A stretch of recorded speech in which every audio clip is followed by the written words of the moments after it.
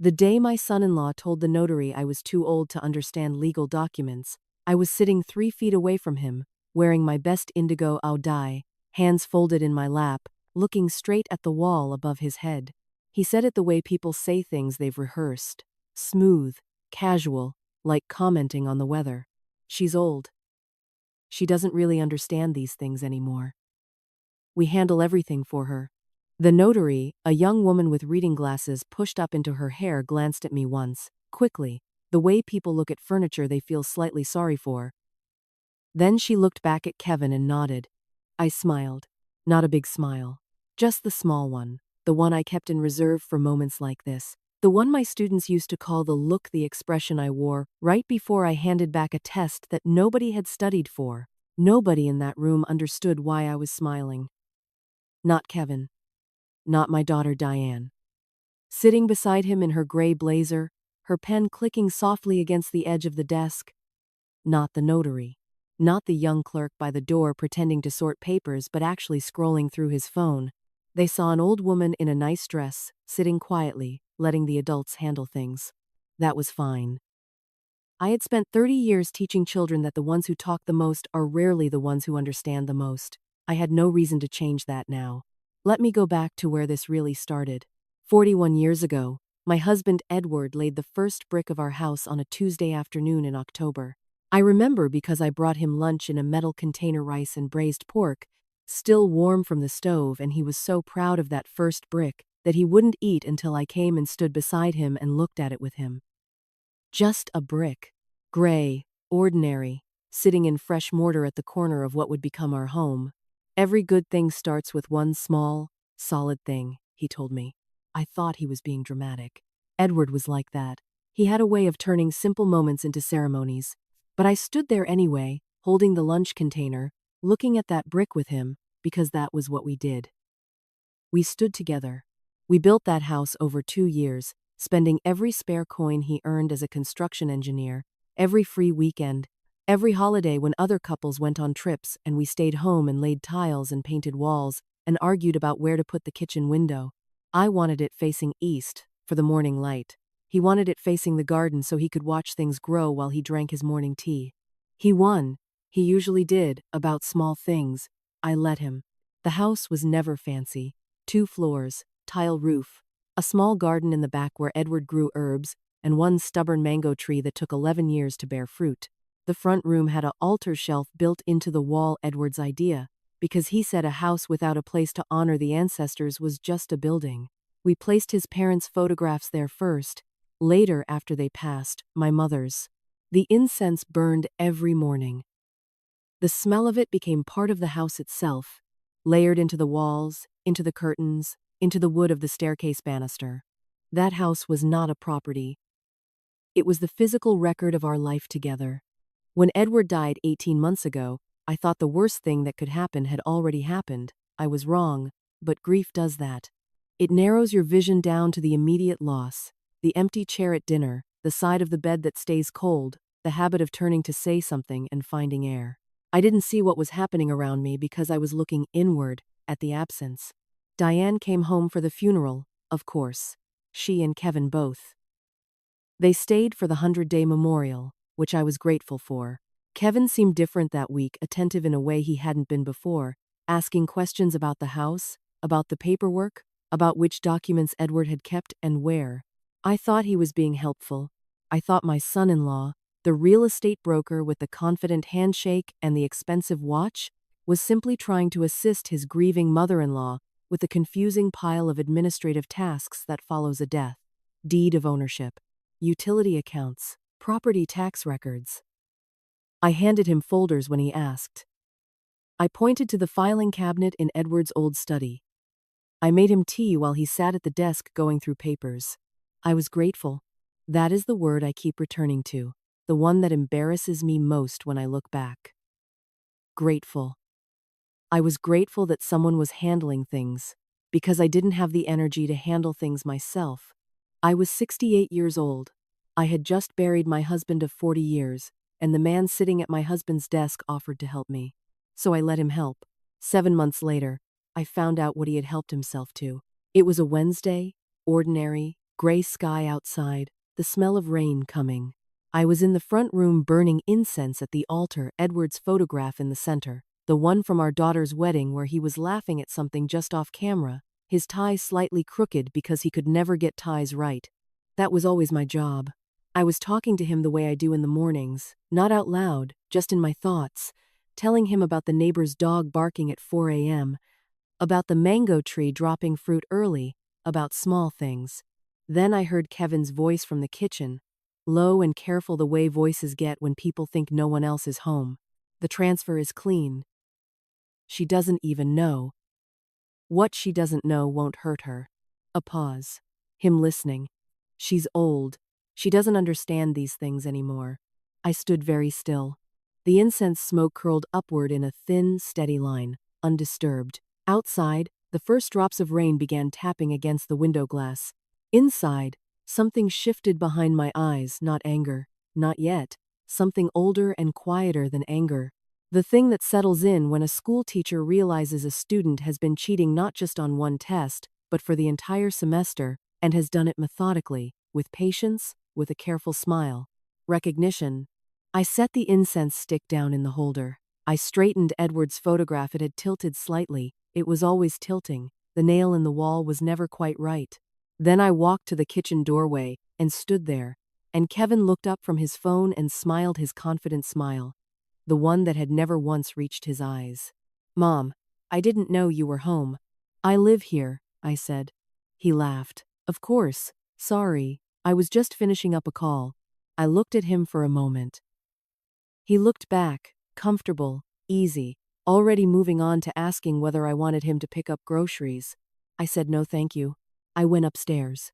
I sat on the edge of the bed, my side. Always my side, and I looked at my hands, at the lines in them, at the calluses on my right index finger from 30 years of holding red marking pens. These hands had graded 10,000 essays, had braided my daughter's hair every morning before school, had held Edward's hand in the hospital at the end, held it until it went still. These hands understood things. There is a saying I learned from my own mother, who learned it from hers, carried down through the women in my family like a good recipe, simple and exact. Still water runs deepest. I had been still for 18 months, still with grief, still with exhaustion, still with the simple effort of continuing to exist in a house that now held one person instead of two. But still water is not empty water. I opened the drawer of the bedside table. At the very back, behind an old watch, a broken rosary that had been my mother's, and a folded handkerchief I couldn't bring myself to wash, was a small metal tin. Green. Painted with flowers, the kind that used to hold sesame candy. Edward had given it to me 30 years ago. For important things, he'd said. Things you don't want anyone else to find. I lifted the tin out. I held it in my lap. I did not open it yet. I just held it, in my still hands, in my quiet room, while the rain came down outside, and Kevin's voice carried faintly up from the kitchen, already on another call, already handling things. He thought he knew what I understood. He had no idea what I had been holding. Edward was not a man who said I love you easily. He said it sometimes on the important occasions, anniversaries, the night Diane was born, once when I was sick with fever for a week and he sat beside the bed reading the newspaper out loud to me because he didn't know what else to do. But mostly he showed it in other ways. In the way he fixed things before I noticed they were broken. In the way he always made sure my tea was hot before his. In the way he built our house, not just the walls and the roof, but the small specific things that told me he had been paying attention to who I was. The kitchen window facing the garden was his choice, yes, but the reading corner in the upstairs hallway was mine, and he built it without my asking. Just appeared one Saturday afternoon, a shallow alcove in the wall, a wooden bench with a cushion in the dark green fabric I had admired in the market and thought he hadn't noticed, a small shelf above it for books. He said nothing about it, just came downstairs for his tea and left me standing in the hallway with my hand pressed against the wood, trying to find the right words. I never did find them. I sat down on the bench instead. He brought me tea. That was Edward. The man built his sentences the same way he built walls, one solid thing at a time, no flourishes, nothing wasted. We had been married for 40 years when he died. 40 years is long enough to stop seeing a person clearly, to let them become furniture, part of the expected landscape of your days. I know couples like that. I taught their children. You could see it in the way they stood at school events beside each other but not quite together, their attention always slightly elsewhere. We were not like that. Or if we started to drift toward it, the way all long marriages do sometimes, one of us always seemed to notice and pull back. I think it was the house that kept us present to each other. There was always something to tend to. The garden. The old pipes that knocked in winter. The mango tree, which Edward treated with a devotion I occasionally found excessive for a fruit tree. He pruned it himself every year, talking to it while he worked, which I pretended not to find endearing and absolutely did. You talk to it like it can hear you, I told him once. Things grow better when you pay attention to them, he said. He was probably right. The tree outlasted every other plant in the garden. It's still there now, outside the window of the room that used to be his study, dropping fruit on the same schedule it always has, indifferent to everything that has changed around it. The altar was the first thing Edward finished when the house was complete. Before the kitchen shelves were mounted, before the upstairs bathroom had its fixtures, the altar shelf in the front room was done solid teak wood, sanded smooth, a small lip at the front to keep things from sliding, 2 brass holders for incense on either side. He was particular about the height. He measured it 3 times. It needs to be at eye level when you bow, he explained, out of respect. I didn't come from a family that was especially devout about these things. My mother burned incense on the 1st and 15th of the lunar month, the way most people did, more habit than ceremony. But Edward had grown up in a household where the ancestors were genuinely present, consulted before decisions, thanked after good fortune, given the first portion of anything worth having. He carried that with him the way some people carry accents, something absorbed so early it had become structural. So I learned it from him. Not all at once, and not without some early skepticism on my part, but gradually, the way you learn most worthwhile things. I learned which incense he preferred: sandalwood, not the cheaper kind that smelled like something burning that shouldn't be. I learned the order of the offerings. I learned to speak to the photographs on the shelf the way he did, quietly, without self-consciousness, the way you'd speak to someone in the next room. After his parents died, and then my mother, their photographs joined the shelf. After a while, it stopped being an altar and started being something else, a gathering place. A record of the people who had stood in this house and made it mean something. When Edward died, I added his photograph the day after the funeral. I didn't wait. His sister thought I should wait for the proper period, that there were customs about timing. I told her, with more sharpness than I intended, that Edward had been taking care of that altar for 39 years, and he deserved his place on it without delay. His photograph is the one from Diane's wedding, the one where he is laughing. He laughed often, privately. In public he was reserved, serious, the responsible engineer, the steady husband, the dependable father. At home he was different, funnier, more willing to be ridiculous. He did impressions of the neighbors that would have mortified them. He had opinions about television dramas that were entirely too detailed. He once spent an entire Sunday afternoon trying to teach himself to whistle a song he'd heard on the radio, failing completely, and somehow finding this funnier and funnier as the afternoon went on, until both of us were laughing and couldn't quite explain why. Diane got his eyes and his stubbornness. She got my quickness, my way of assessing a room, reading people's expressions before they finished speaking. As a child, she had been perceptive and honest and occasionally brutal in the way that very perceptive children are. She noticed everything and had not yet learned which things were better left unspoken. I used to wonder when she learned that. When she learned to keep things behind her eyes instead of saying them. Now I think she learned at the same time she learned other things. The same time she learned to dress for the impression rather than the comfort. The same time she started coming home less and calling more, and then calling less and texting the kind of texts that conveyed information without presence. She loved her father, I know that absolutely. The grief at his funeral was real, I saw it in her, recognized it, because it matched my own. There is no mistaking that kind of pain. But grief is complicated, and Diane and I had always been complicated. With Edward as the middle ground, we had been fine. He smoothed things, not by pretending the friction wasn't there, but by being large enough that we both had room. He understood her ambition without letting her be careless with other people. He understood my standards without letting me be unforgiving. Without him, there was no middle ground, just the two of us, standing in this house full of his absence, and everything we had never quite said to each other. Kevin came into her life 3 years before Edward died. We met him at a New Year's dinner. Diane's doing, she brought him to the table the way you bring something you're proud of and slightly nervous about, angling to see whether it will be admired. Kevin was handsome, well-dressed, confident in a way that filled the room without being loud. He worked in real estate. He talked about properties the way other men talked about sports statistics, values, the pleasure of a good deal.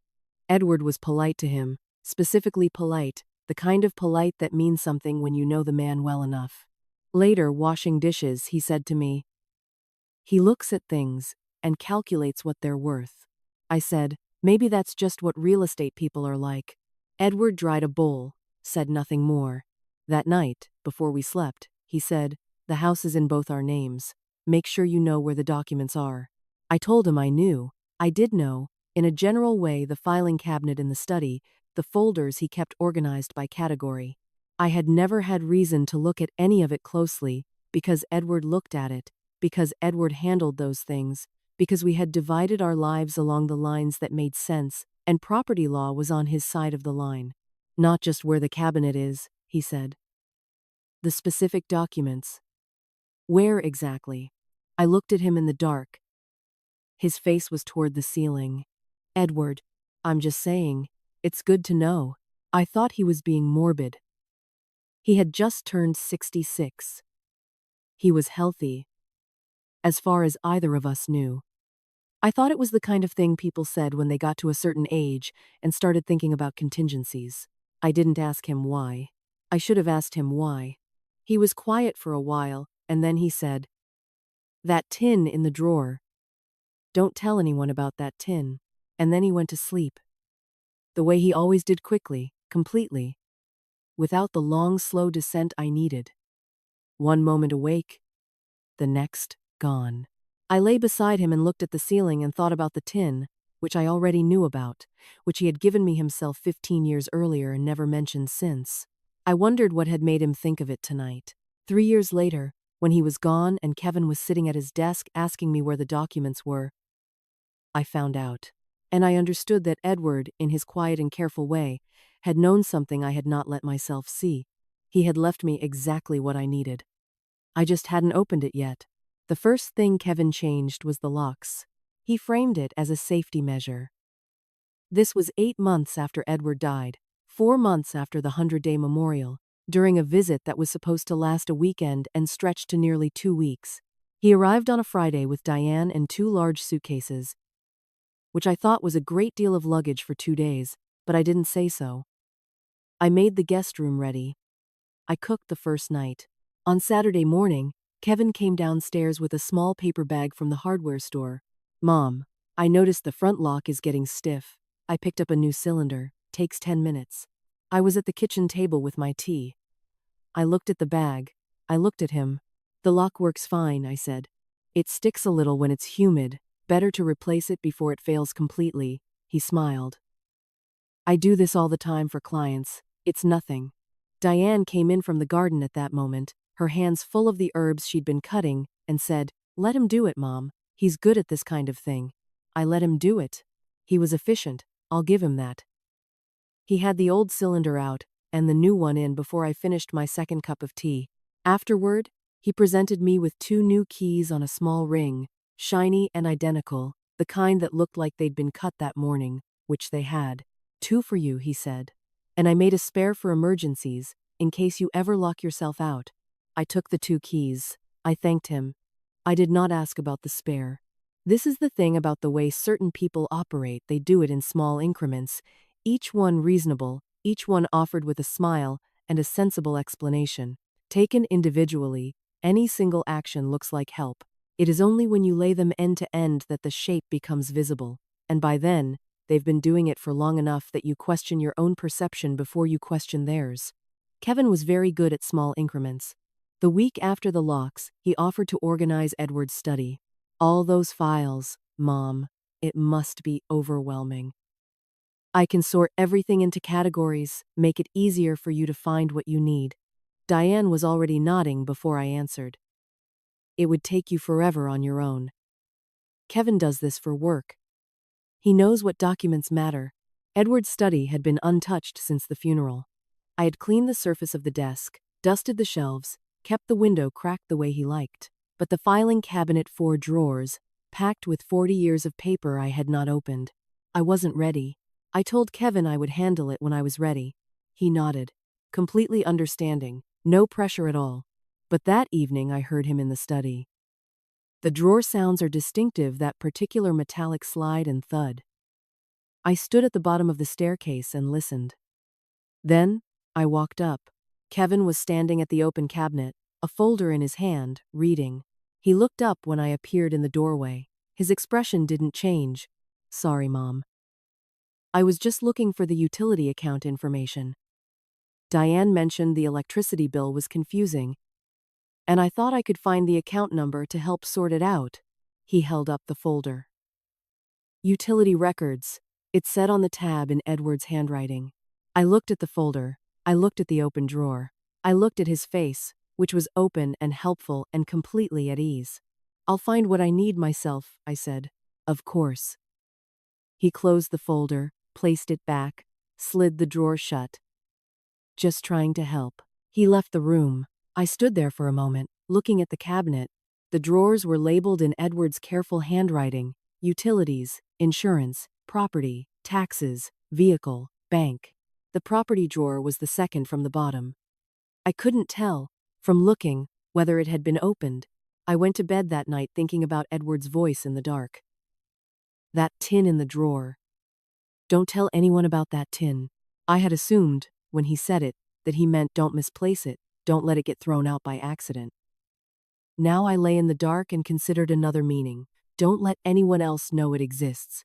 The visit ended on Sunday. Kevin and Diane loaded their suitcases into the car, and Kevin hugged me at the door the way he always did, one arm, brief, the kind of hug that was more gesture than contact. We'll come back in a few weeks, Diane said.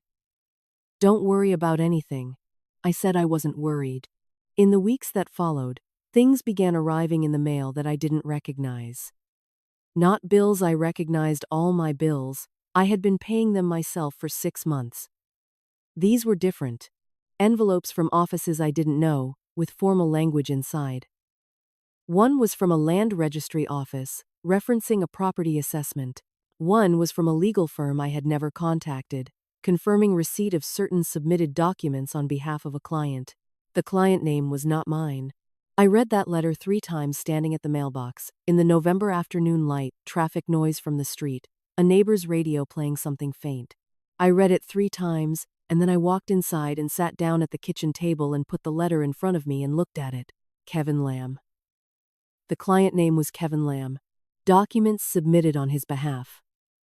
Property reference number. A string of digits I didn't recognize. I went to Edward's study. I opened the property drawer. Everything looked as I remembered it. The folders were in order, labeled in Edward's handwriting. Deed of ownership at the front, the way he always kept it. I pulled it out. The document inside looked correct: our names, the address, the date of issue, the official stamps. I checked it against my memory of having seen it before, years ago, when we'd needed it for some administrative thing I couldn't quite remember. It looked right. I put it back. But something sat wrong in me for the rest of that day. The kind of wrong you can't locate precisely, not a specific fact out of place, just a quality to the air around the facts. The letter from the law firm, the property reference number I didn't recognize, Kevin's name on paperwork connected to a property assessment. There were explanations. Kevin worked in real estate. He dealt with property paperwork constantly. Maybe something had been cross-referenced incorrectly. Maybe it was simply misdirected mail, a clerical error, the kind of thing that happened all the time and meant nothing. I told myself these things. I almost believed them. What I did not do, and would come to regret in the specific way you regret the moments when you talked yourself out of your own instincts, was open the tin. It sat in the bedside drawer where it had always sat, behind the old watch and my mother's rosary. I had walked past that drawer every day for 8 months. I thought about it sometimes, the way you think about something you're not quite ready to face. Edward had put things in there for a reason. Looking would make it real, whatever it was. So I did not look. Instead, I called Diane. She answered on the third ring, her voice pleasant and slightly distracted, the way it always was when she was doing two things at once. I told her about the letter, the law firm, Kevin's name. There was a pause. Short, but present. "Oh, that," she said. Kevin mentioned he had some professional correspondence sent here by mistake. One of his client files, some paperwork overlap. He's sorting it out. You can just leave any of those letters on the counter when we visit, and he'll deal with it. It referenced a property assessment, I said. Real estate work, that's all. Don't worry about it, Mom. She asked about my health, about whether I was eating properly, about the mango tree. She asked if I needed anything. She sounded warm and attentive and entirely unconcerned. We said goodbye. I put the phone down on the kitchen table and sat in the quiet house. The incense from the morning had burned out, but the smell of it remained, threaded through the air, the way it always did. Edward's photograph on the altar shelf caught the afternoon light coming through the window he had positioned toward the garden. Diane had answered every question I asked. She had not answered a single thing I was actually asking.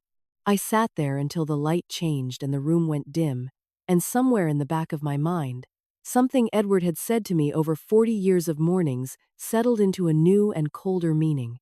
He had known, he had tried to prepare me, and I had waited too long to listen. I have always trusted documents more than people. This is not cynicism.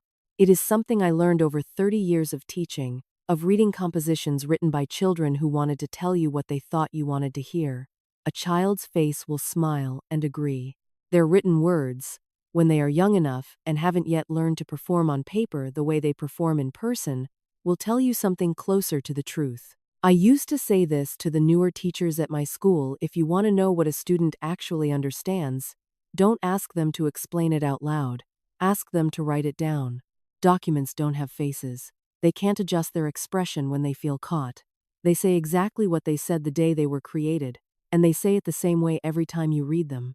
This is why, 3 days after my conversation with Diane, I went back to Edward's filing cabinet.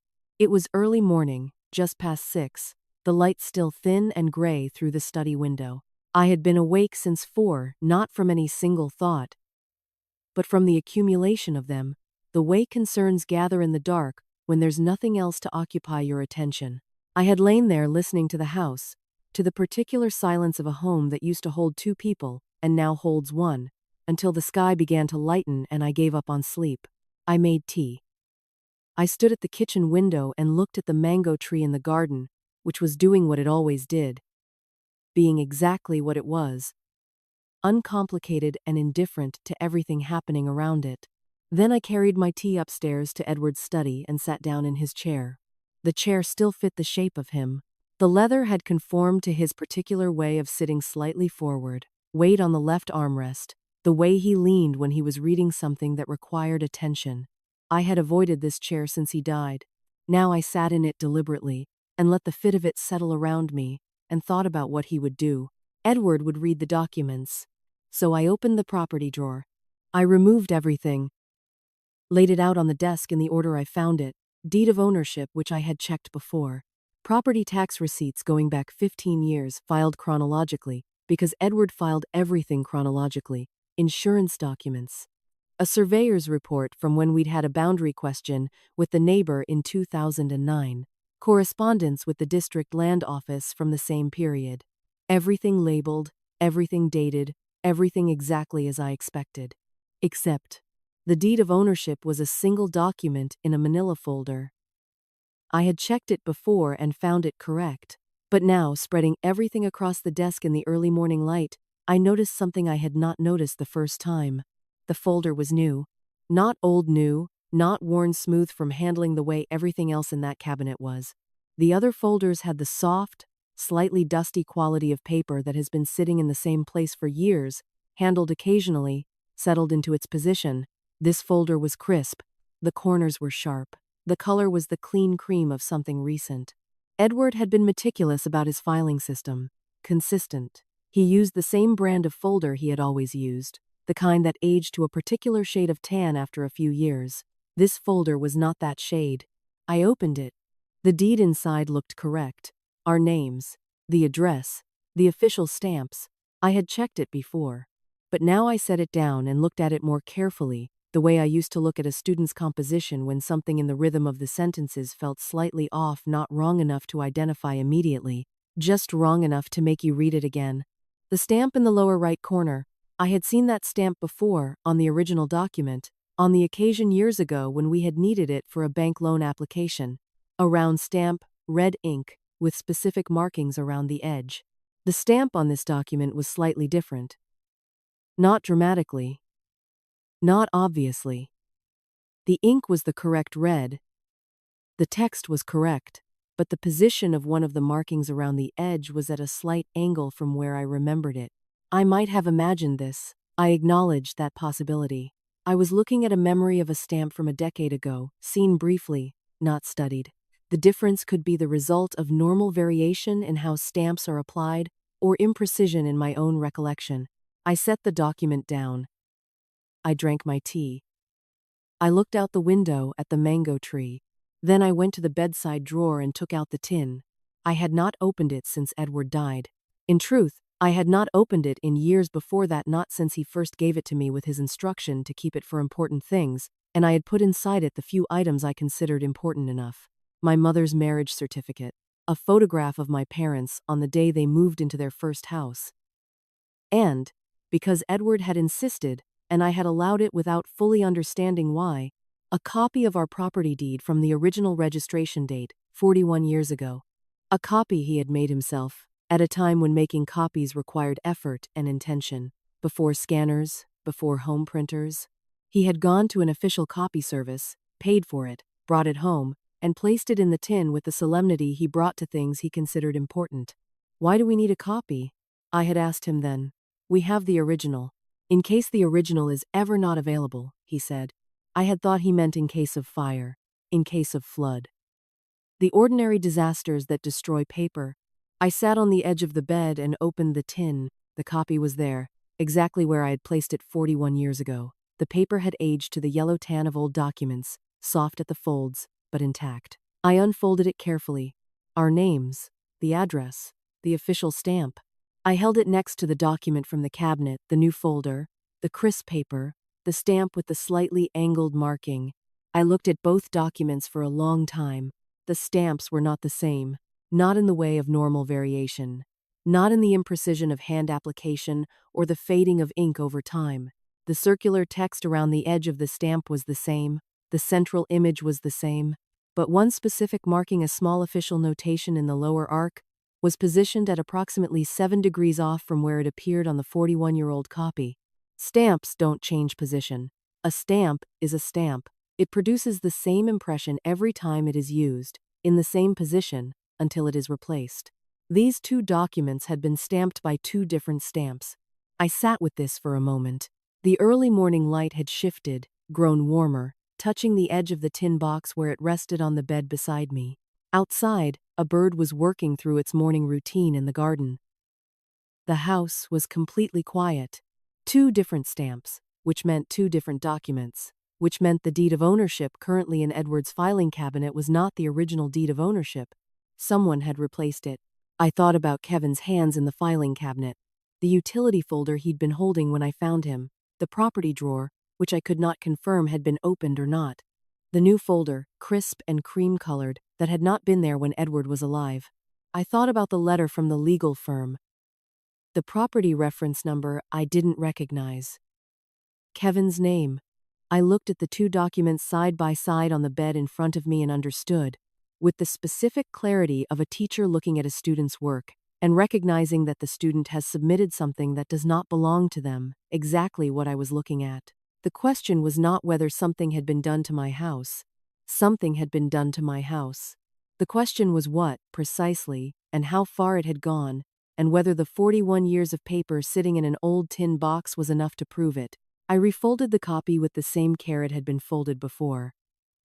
I placed it back in the tin, closed the lid, and held it in both hands for a moment.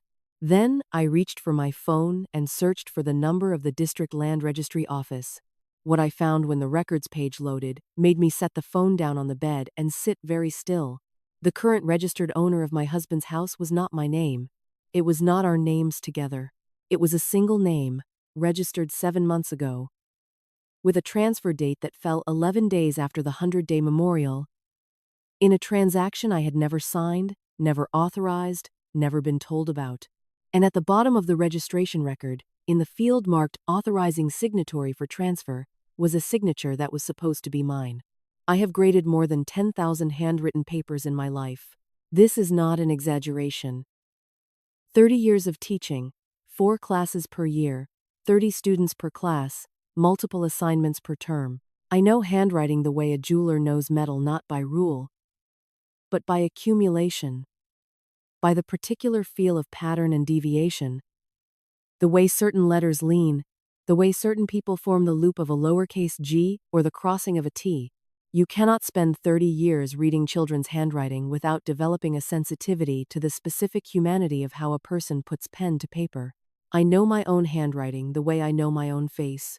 I sat on the edge of the bed with my phone in my hands and looked at the image on the screen, a photograph of the transfer authorization document, the one I had found in the land registry record, the one that bore a signature in the field marked Authorizing Signatory for Transfer. The signature read Miriam Tran. It was not my signature. I am precise about this.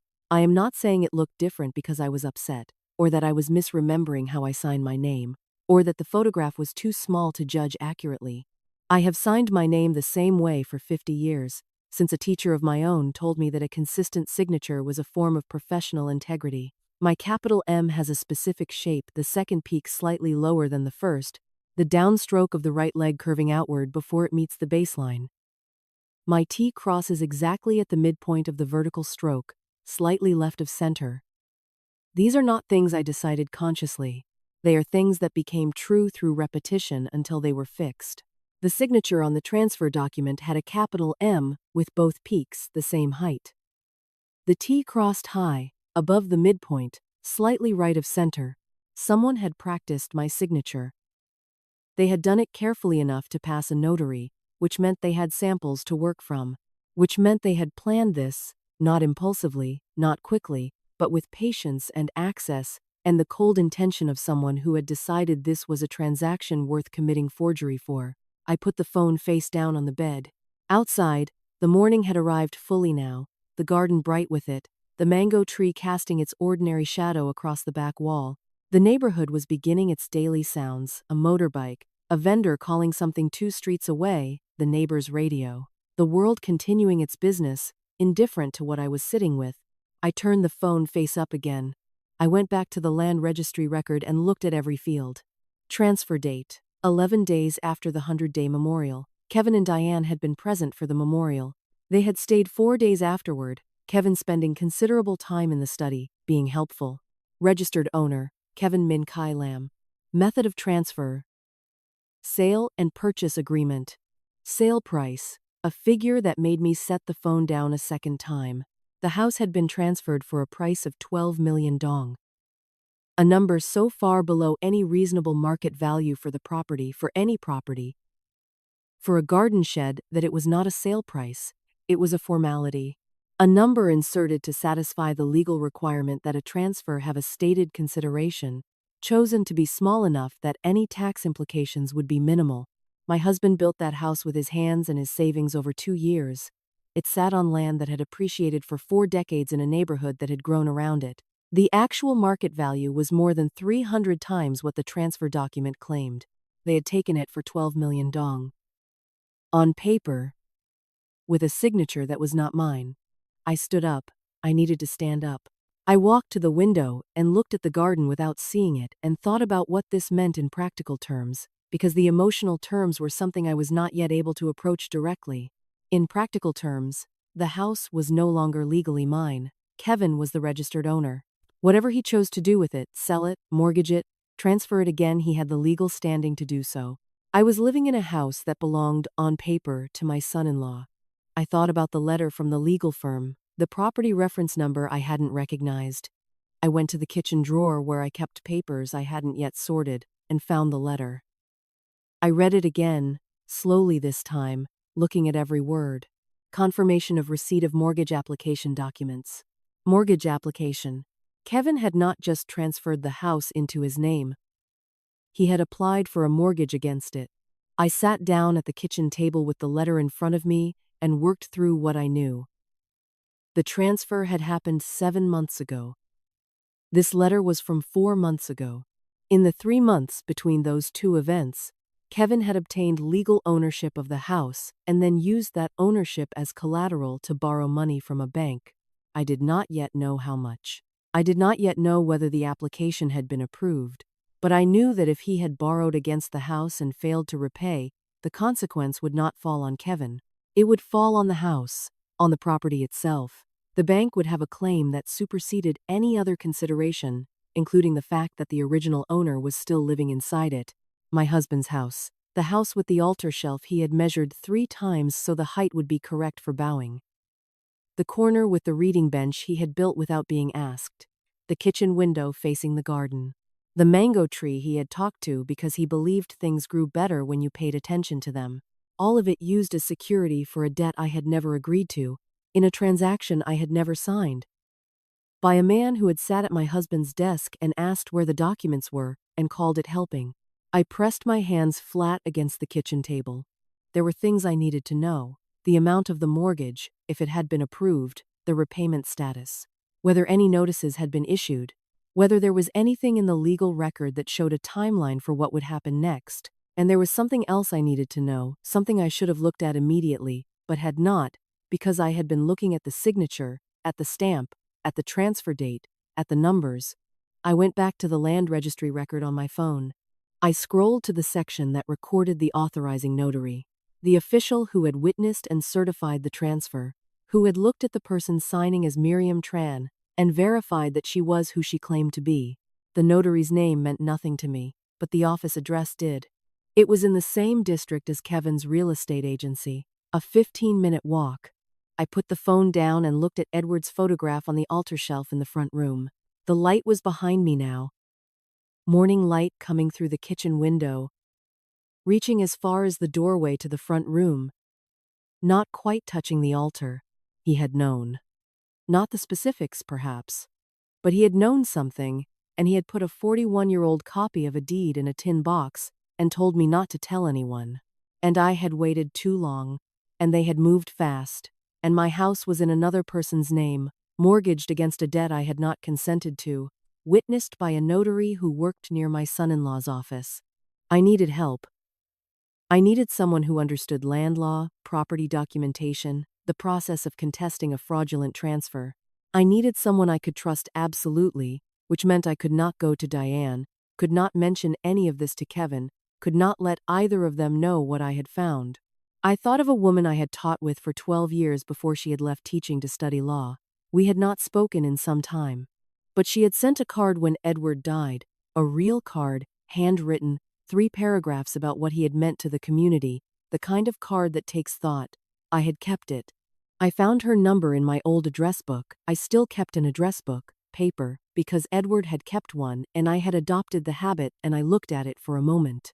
Then I heard the notification sound from my phone, a message from Diane. "Hi, Mom.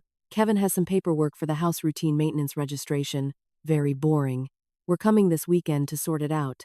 Don't worry about anything. Just need your signature on a couple of forms. See you Saturday."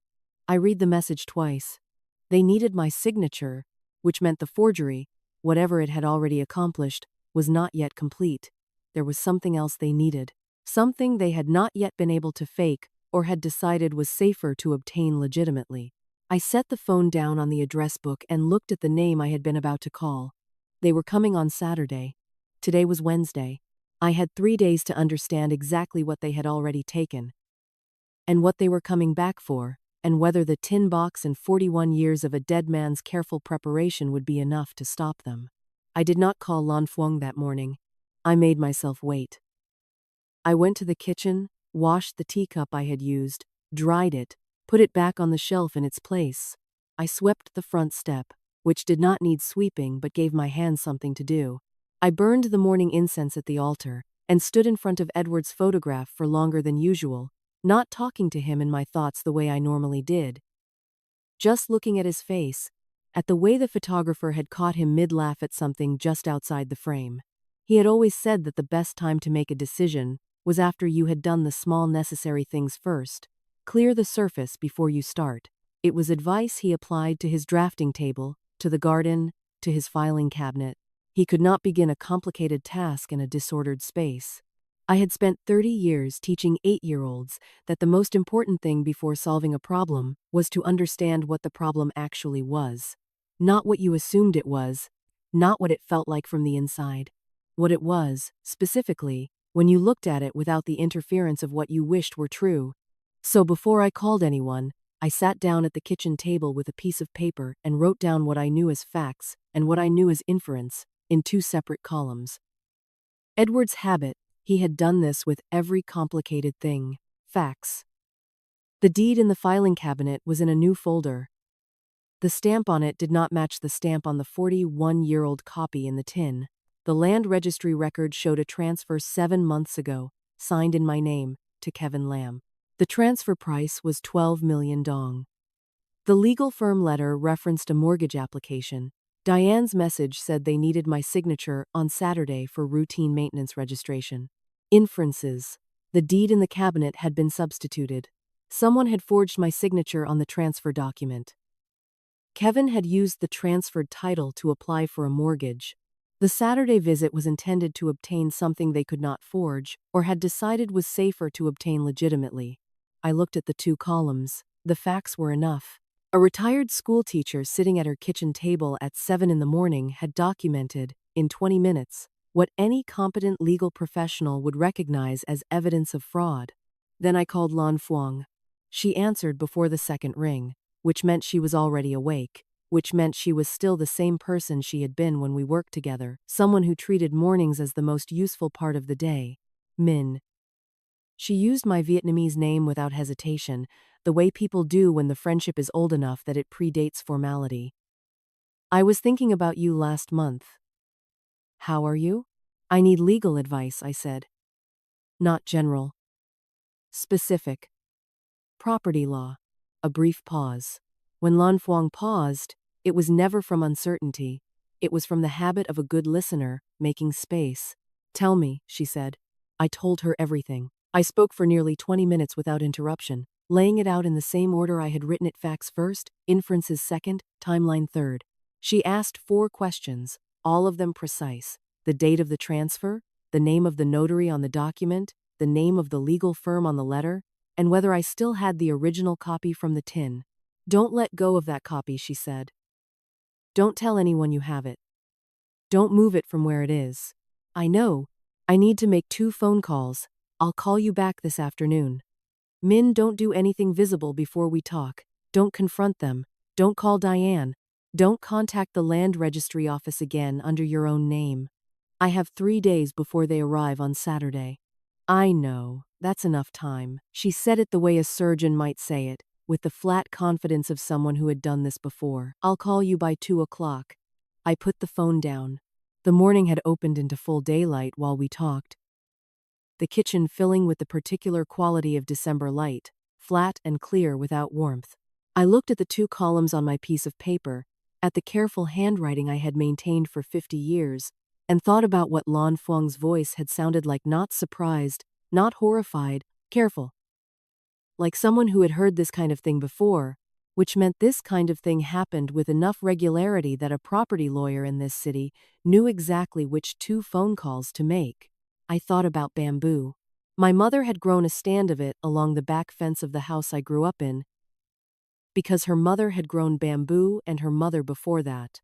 She used to say that bamboo understood something other plants didn't, that the way to survive what you couldn't control was not to resist it but to move with it, to bend so far that the wind thought it had won, and then, when the wind passed, to straighten without effort, without drama, without any indication that you had ever been anything other than upright. Bamboo bends to the storm. Then it stands again, exactly where it was.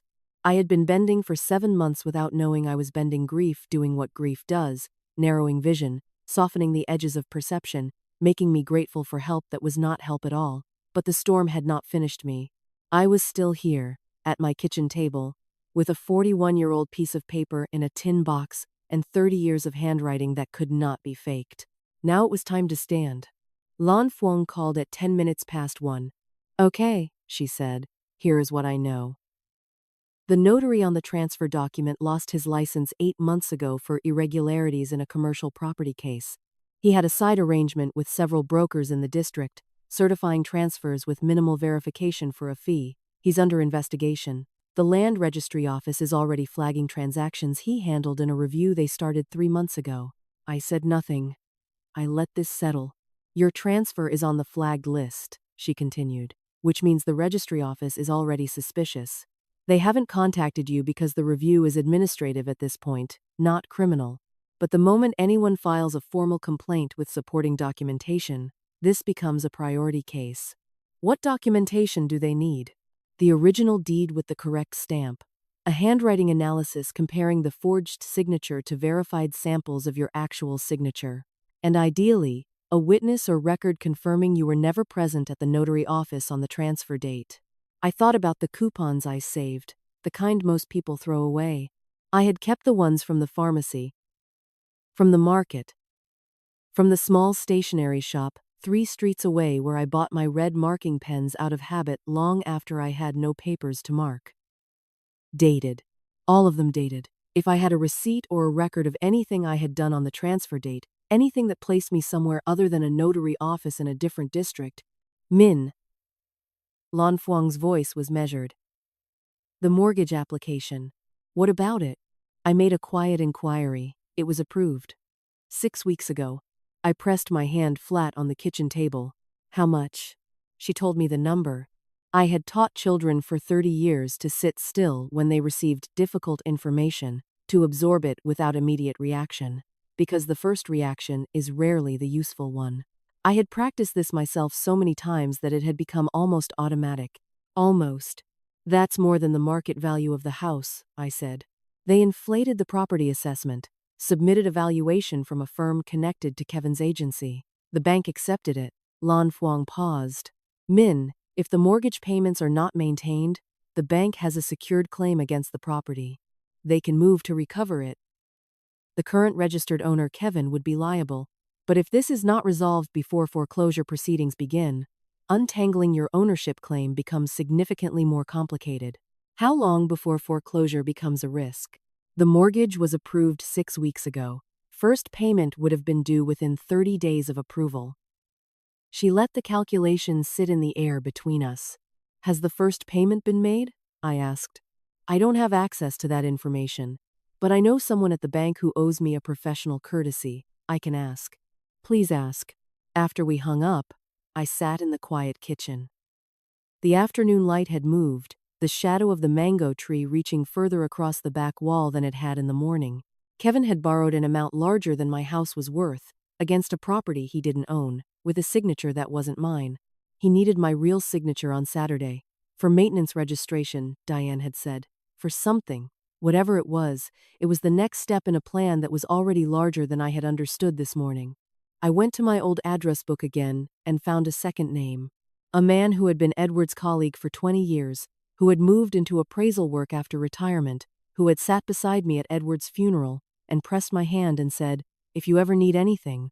I had thought he meant casually, the thing people say. Now I picked up the phone and found out whether he meant it. He answered on the first ring. I told him I needed an independent property assessment, confidential, within 48 hours. I can be there tomorrow morning, he said, without asking why. I put the phone down and looked at the 2 columns on my piece of paper. The facts column had not changed, but what surrounded it had changed entirely. The shape of what had been done to me was becoming visible, and it was larger and more deliberate and more expensive than I had allowed myself to believe before Lan Fuang told me the number. I picked up the tin box from the bedside table where I had left it and carried it to the kitchen and set it on the counter where I could see it while I cooked. Saturday was 3 days away. For the first time since I had opened the land registry record that morning, I felt something other than shock. I felt ready. They arrived on Saturday at 10 in the morning, earlier than expected. I heard the car before I saw it. Kevin's car had a particular sound, a low, expensive hum that always announced itself half a street away. I was in the kitchen making tea. I did not move faster.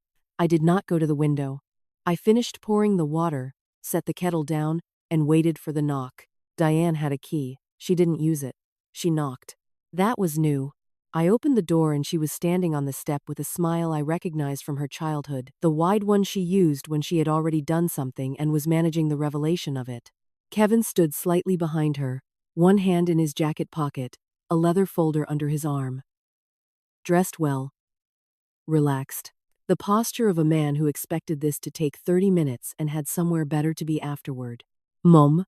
Diane hugged me at the door, and I let her, and felt how different it was from the hugs of 20 years ago, how much surface area a person can put into an embrace while keeping the actual self entirely elsewhere. You look tired. Are you sleeping? Come in, I said. The house was exactly as it always was. I had not changed anything. The altar shelf with Edward's photograph, the reading corner on the stairs, the kitchen window facing the garden. I had made no preparations that were visible. That was the point. They settled at the kitchen table, the same table where I had made my 2 columns of fact and inference 3 days earlier. Kevin set the leather folder down in front of him with the ease of someone conducting a routine meeting. Diane arranged herself beside him, slightly turned in my direction, the interpreter between 2 parties who didn't share a language. Tea? I asked. We're fine, Mom. We can't stay too long. Kevin has a meeting in the afternoon. She glanced at him, and he nodded, confirming the schedule. I poured my own tea and sat down across from them. Kevin opened the folder. He removed a set of documents, 3 or 4 pages, paper-clipped at the corner, and placed them on the table facing me. He turned them so I could read them right side up, a small gesture of courtesy that was not courtesy at all. That was the practiced movement of someone who placed documents in front of people for a living. So, he said, his voice, the warm professional tone I had heard him use on phone calls, the tone that meant he was performing confidence for an audience. We wanted to take care of some routine administrative things for the house. Just maintenance registration updates, a couple of minor transfers of utility accounts. Housekeeping, basically. It'll make everything much simpler going forward, Diane added. Especially if anything ever needs to be serviced or repaired. If the paperwork is already in order, you don't have to deal with the bureaucracy yourself. I looked at the documents. The top page was not about utility accounts. I read it without changing my expression, without moving, with the same face I had worn for 30 years when a student handed me work they thought I wouldn't look at closely. The top page was a power of attorney document, granting Kevin Min Kai Lam authority to act on behalf of the property owner in all matters related to the management, transfer, and disposition of the property at my address. Below it, a signature line. Miriam Tran, printed. A blank line above it. Diane was watching my face. I could feel it without looking at her, the quality of attention a person gives something they're waiting to see react.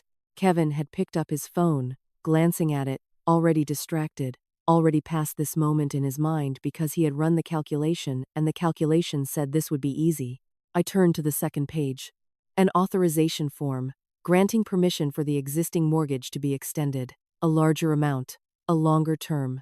My name again in the signature field, this time with a spot for my identification number beside it.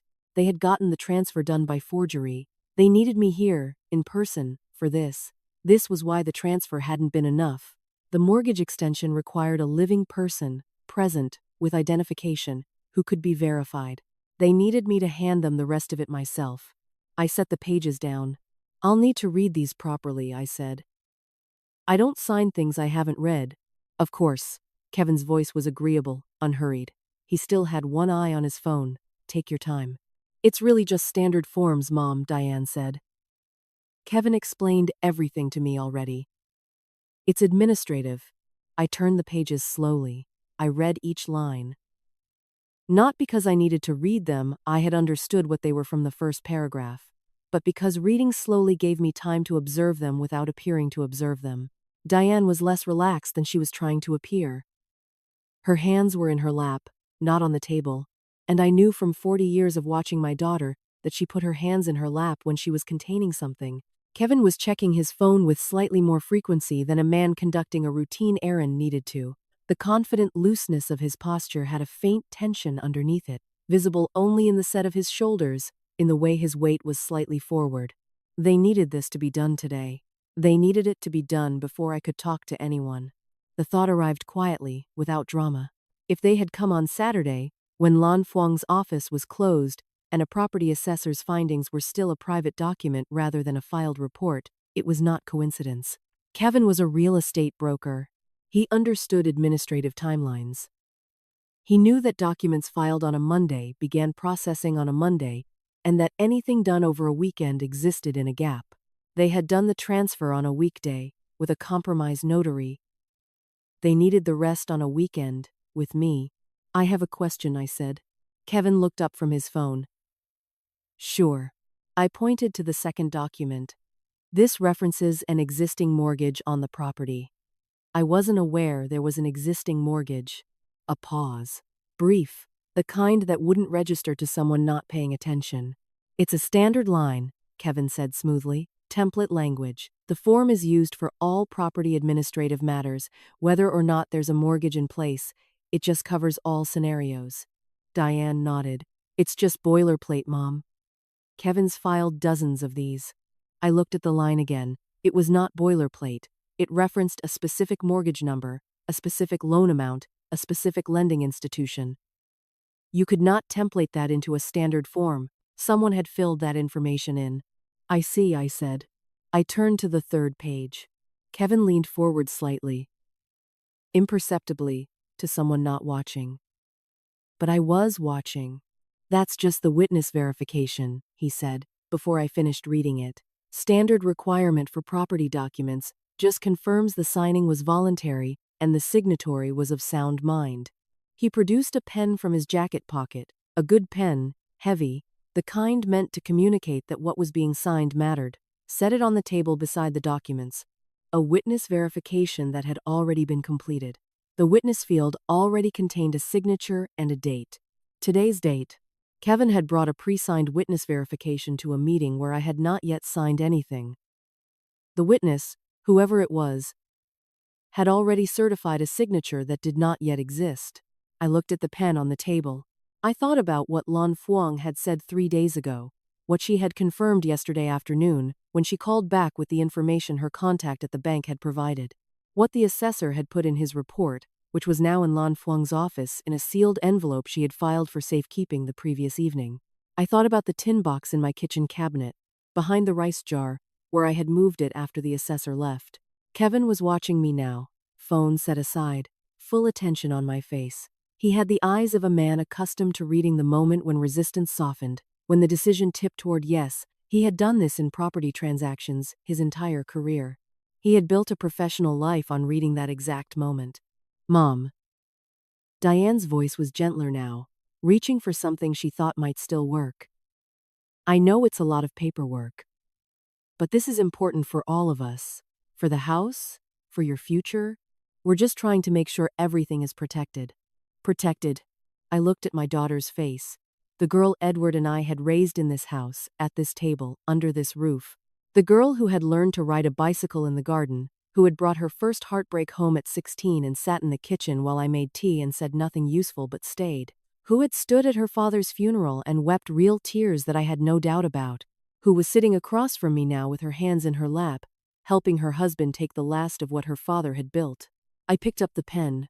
Diane exhaled, almost silently. Kevin's posture shifted, 1 degree of tension releasing.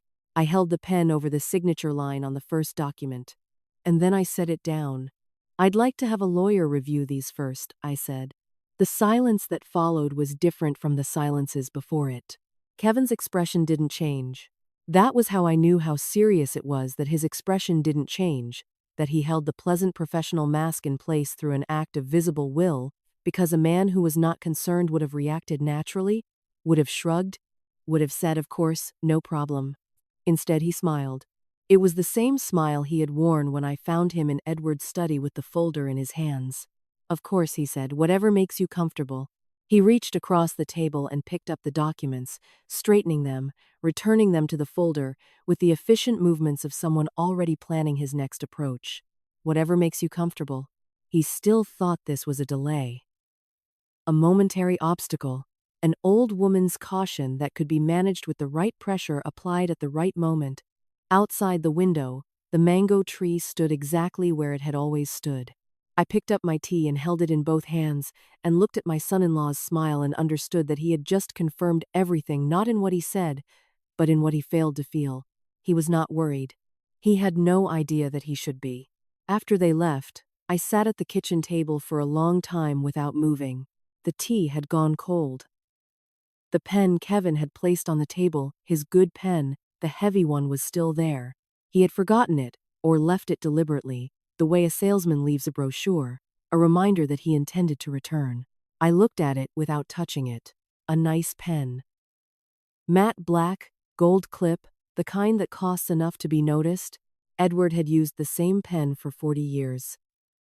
A cheap ballpoint from a stationery shop, the kind that came in packs of 10. He replaced it when it ran dry. He said a pen was a tool, and tools should be functional, not decorative. I picked up Kevin's pen and put it in the kitchen drawer and closed it. Then I called Lan Fuang. She answered immediately, which meant she had been waiting. "How did it go?" she said. "Not a question. Power of attorney. Mortgage extension authorization. A pre-signed witness verification with today's date." A brief silence. Pre-signed. Already completed before I touched anything. "That's," she stopped. When Lan Fuang stopped mid-sentence, it was because what she was going to say was something that warranted care. "That's a serious additional offense. A predated or pre-signed witness certification is its own category of fraud, separate from the original transfer. Min, I need you to come to my office on Monday. Bring the tin. Bring anything you received in the mail.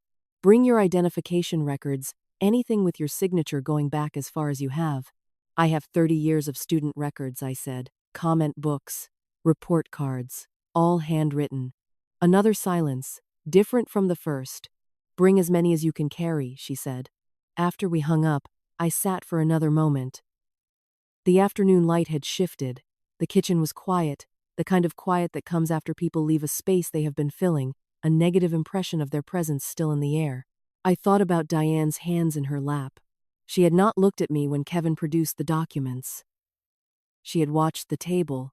Her daughter's habit, the one she had when she was young and had done something she knew was wrong, she would find a middle distance and fix her gaze there, not at the thing, not away from it, just beside it. I had not understood, until today, what the difference was between what Kevin was doing and what Diane was doing. I had held them together in my mind as one thing, a plan they had made together, two people moving in the same direction. But sitting alone in my kitchen, I began to separate them. Kevin was a man who looked at things and calculated what they were worth. Edward had seen it within an hour of meeting him. The calculation was his nature, his profession, the fundamental lens through which he experienced the world. My house had a value. He had found a mechanism to access that value. The forgery, the transfer, the mortgage, these were transactions to him. Complicated ones, risky ones, but transactions. He had not spent a single night in this house in the years he had known me without also, somewhere behind his eyes, running the numbers. But Diane had grown up in this house. She had learned to read at the kitchen table, where I had just been sitting. She had come home from her first day of secondary school and cried in this kitchen because a girl she wanted to be friends with had been cruel to her in front of the class, and Edward had sat across from her and told her, patiently and specifically, that the cruelty of frightened people was not a verdict on the person they aimed it at. She had stood in the front room and bowed at the altar for her grandparents, before she understood what the altar meant, because it was what we did in this house, because the shape of this house had shaped her. She had signed her name to documents that transferred it away. I went upstairs. I do not know exactly why I went to her old room. It was the guest room now, had been for years before Kevin and Diane had used it during their visits, and was a guest room again since they had stopped staying over. But I stood in the doorway and looked at it, at the window that faced the mango tree, at the particular afternoon light that came through that window in December, the same light it had always been. There was a box on the shelf in the closet. I knew it was there because I had put it there after the funeral, when I had been sorting through things and needed somewhere to put the items from Diane's childhood that I couldn't bring myself to discard. I had not looked at it since. I took it down. Inside was the ordinary archaeology of a child's life in this house. A school ribbon from a reading competition. Third place. A drawing she had made at age 7 of our family 4 figures, which she had explained were me, Edward, herself, and the mango tree, which she had considered a member of the household. A small photograph from a trip we had taken when she was 12, the three of us on a bridge, squinting into the sun. I held the photograph for a moment, then I put everything back in the box, returned it to the shelf, and closed the closet. I went to Lan Fuang's office on Monday morning with everything she had asked for. She had asked for 2 additional people to be there. One was a forensic document examiner she had worked with before, a quiet woman in her 50s who handled the 30 years of student comment books with the care of someone who understood what they represented. The other was a contact from the land registry office, there in a private capacity, who had been involved in the administrative review of the compromised notary's transactions.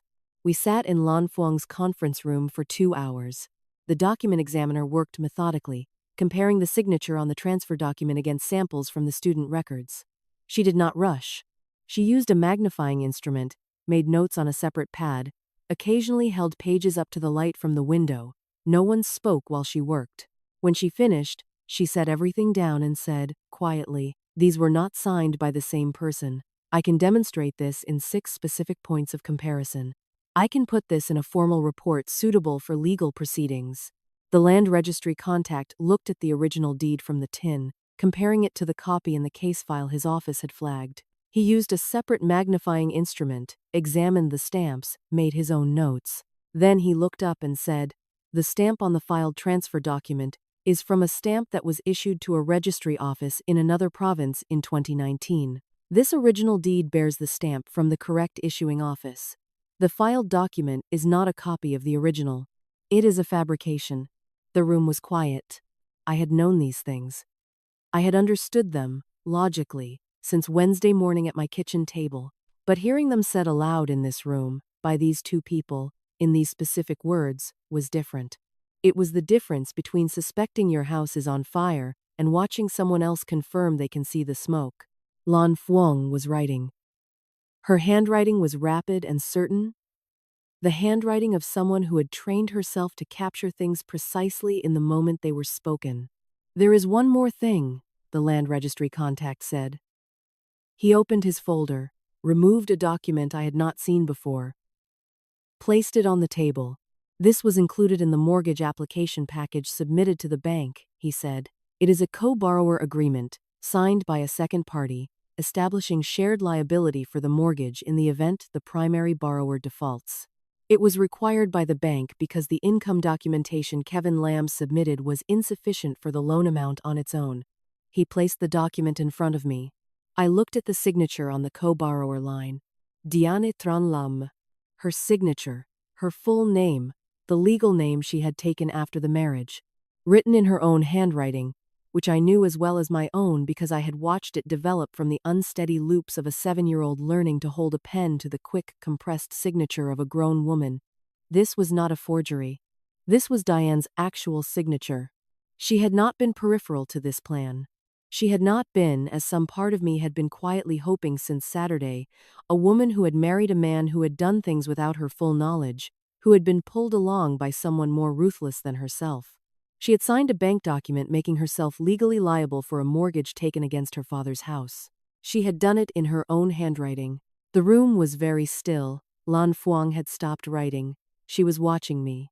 I looked at the signature for a long time. At the particular way Diane had always written the capital D, the way I had watched her practice it in this very city, at a kitchen table not far from where we were sitting, when she was 8 years old and learning that letters had shapes that belonged to them. The mango tree in the drawing she had made at 7. 4 members of the household. I folded my hands on the table. I did not cry. I had done my crying alone, in the house, in the ways that were mine and private and not for this room. What I felt now was something quieter and colder and more final than crying. It was the feeling of a door closing on something that had been open for a very long time. "What do we do next?" I said. Lan Fuang picked up her pen. "Now," she said, "we make sure they cannot undo any of this. I have always been a person who prepares. This is not anxiety. I want to be precise about that distinction because it matters to me. Anxiety is preparation driven by fear, by the need to control what cannot be controlled, by the restless sense that something will go wrong if you do not account for every variable. What I do is different. What I do is what Edward did at his drafting table: clear the surface, lay out the tools, understand the dimensions of the thing before you begin. Not because you are afraid of the work, because you respect it. Tuesday evening, 5 days after they had come with their documents and their good pen and their pre-signed witness certification, I sat at the kitchen table and laid out everything. I did this the way I had prepared for parent-teacher conferences in the years when my school held them in the evening, and I would have 6 or 7 families back to back, each one requiring a different kind of attention, a different calibration of what needed to be said and how. I had always spent the night before in quiet preparation. Not rehearsing, not scripting, just becoming familiar with what I knew, so that when the moment came, the knowledge was in my hands, not just my head. Lan Fuang had filed the formal complaint with the land registry office that morning. She had done it herself, in person, with the document examiner's preliminary report attached, and a cover letter that Lan Fuang said she had written 3 times before she was satisfied with it. She had sent me a copy. I read it at the kitchen counter while the rice cooker finished. A 3-page document in legal language so precise, it felt almost like poetry, every sentence placed exactly where it needed to be. No word doing work that another word could do better. The registry office had responded within 4 hours. Lan Fuang had not expected that. 4 hours meant the administrative review they had already been conducting had prepared the ground, that our complaint had landed on top of an existing structure of suspicion that needed only a confirmed case to become an active investigation. The transfer was formally suspended pending investigation, which meant Kevin could not sell the house, could not complete any further transactions, could not use it as collateral for anything additional. The mortgage that had been approved against the property was flagged, the bank notified through the appropriate regulatory channel, the lending relationship placed on administrative hold. I had read that email sitting at the kitchen counter and felt something I did not immediately have a word for, not triumph, not relief. Something older than both of those. The feeling of ground becoming solid under your feet after a long period of not trusting it. Lan Fuang had said, "They will know by tomorrow." The registry office is required to notify the registered owner of any change in the property's status. Kevin would receive a formal notice. He would know the suspension had happened. He would not yet know who had filed the complaint or what documentation supported it. He would know that something had moved. She had also said, "We proceed to the notary fraud filing on Thursday. That one goes to the prosecutor's office, not the registry." Different track, different timeline, but once both filings are active simultaneously, the case becomes significantly harder to make disappear. I had asked her, "Can they make it disappear?" She had been quiet for a moment in the particular way that meant she was choosing honesty over comfort. "Without what you have in that tin box," she said. "Yes. With it, no." So the tin box was the center of everything. I had not left it in the cabinet behind the rice jar since Monday. That had been a temporary location, a place to put it while I thought about something more considered. Now it sat on the kitchen table in front of me, open, the 41-year-old deed unfolded beside it. I looked at the deed for a long time. 41 years of sitting in a painted tin in a bedside drawer, folded into thirds, aging to the color of old paper, becoming exactly what Edward had intended it to become, a record that outlasted everyone's ability to revise it. He had put it there before anyone had a reason to want to revise it, before Kevin existed in our lives, before the thought of someone wanting to take this house had any specific face attached to it. He had put it there because he was a man who built things to last and knew that what you build needs to be protected. He had known something. I still didn't know exactly what he had seen, what specific thing had made him press that copy into a tin box and tell me not to mention it. Kevin and Diane had only been together for 3 years before he died. Whatever Edward had seen in those 3 years in the calculating eyes, in the way Kevin assessed rooms, in the particular questions he asked about property values and equity and market timing had been enough. He had not protected the house. He had protected the evidence that the house was ours. That was the distinction I had been sitting with all week. He could not have prevented what Kevin did, because he did not live long enough to stand in the way of it. But he could give me what I needed to undo it. He had given me exactly that. One piece of paper, 41 years old, sitting in a tin behind a broken rosary and an old watch, waiting for the moment I finally opened the drawer. I refolded the deed with the same care it deserved. Returned it to the tin. Closed the lid. Then I opened my notebook, the ordinary kind I had used for 30 years to keep track of things that needed to be kept track of, and wrote the sequence. Thursday. Lan Fuang files the notary fraud complaint with the prosecutor's office.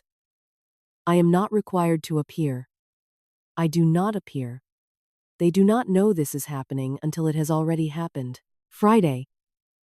The document examiner finalizes her formal report. 6 specific points of comparison, signed, certified, submitted to Lan Fuang for inclusion in both filings. This Saturday, 7 days from when they had sat at my kitchen table with their folder, Lan Fuang had arranged for us to attend a scheduled appointment at the land registry office. Not a confrontation, a procedural step, a property owner appearing in person to support an active investigation with original documentation. She had asked, when she proposed this, "Do you want me to notify Kevin and Diane that you'll be there?" I had thought about this. They would find out. It was unavoidable. The investigation was no longer something that could be contained or redirected.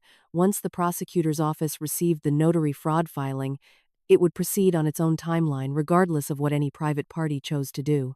But the question of notification, of giving them advance knowledge of specifically when and where the original documentation would be presented in an official setting, was a different question.